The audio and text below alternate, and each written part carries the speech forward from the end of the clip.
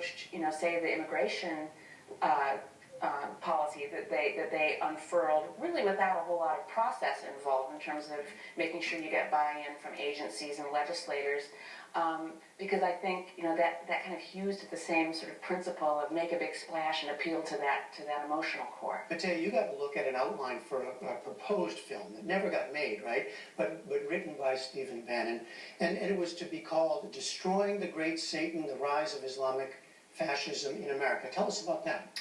This was an outline of a film that he worked on in 2007 that explored a lot of aspects of not only the potential of radical Muslims to inflict attacks here in the United States, but the potential for Muslim organizations, community groups to be serving as front groups.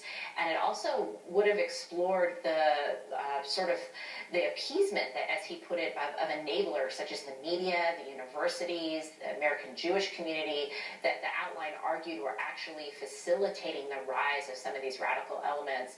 And this treatment gives us sort of a window into how concerned and preoccupied I think Bannon has been with the potential of fundamental Islam here threatening the United States. It uses phrases like fundamental clash of civilization, right? Exactly. I mean, there's a sense, and you've heard him speak about this. He actually gave a talk to a group at the Vatican in 2014 in which he outlined a lot of these worries, the sense that he has that the West and Islam are on the path of a major clash and war, something that's going to be very destructive.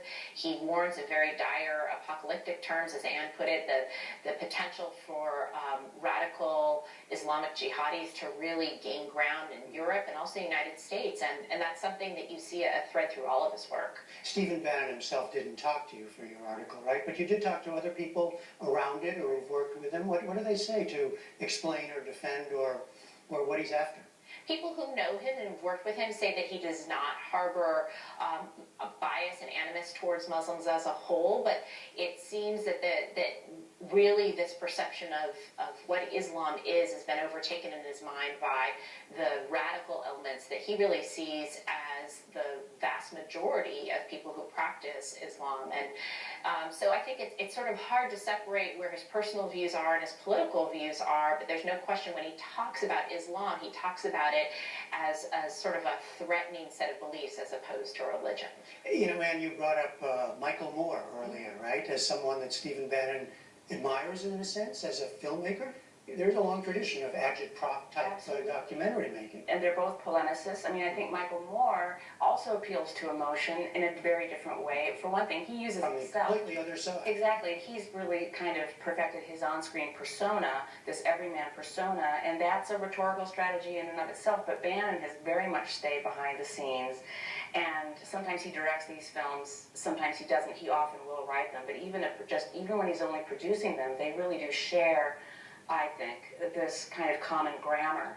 And as Matthias said, what's interesting, especially in Torchbearer, is that nowhere does he kind of acknowledge that Islam and Judaism and Christianity, they're all Abrahamic religions. I mean, the God, presumably, is the same God that they're all worshiping, but that's nowhere, he really doesn't see Islam as a religion. It's more of an ideology. Matea Gold and Anne Hornaday, thank you both very much.